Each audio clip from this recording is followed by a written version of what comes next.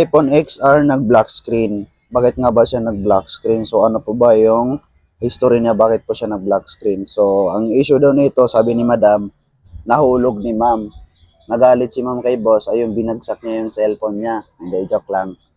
Nabagsak daw to, sabi ni Ma'am, kasi iwan ko lang dahil umangat na po kasi yung frame ng LCD. Tingnan niyo po, as you can see guys, ayan po, umangat na po siya dito. So, ang gagawin lang naman natin dito is papalitan po natin siya ng bagong screen dahil blackout na po yung screen niya.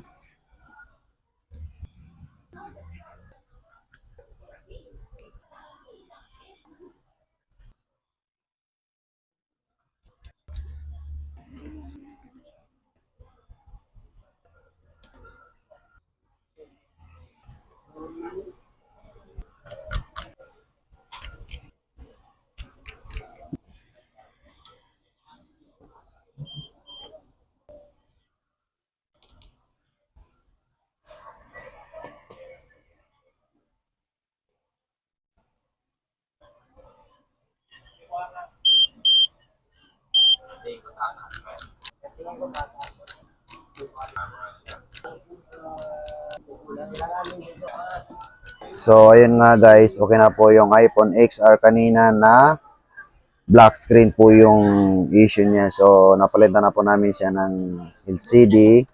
As you can see guys, okay na po. May true to na rin po siya. Ayan. So, all goods naman yung cellphone ni ma'am. So, ang gagawin na lang po dito ni ma'am ulit is ibabagsak niya ulit para bumalik si madam. Hindi, joke lang. So, sa may gusto magpagawa sa amin, mag-PM lang po kayo sa aming FB page, cellphonerepair.eb, or sa TikTok namin. Huwag nyo rin po kalimutan mag-like and follow. Maraming salamat po and God bless.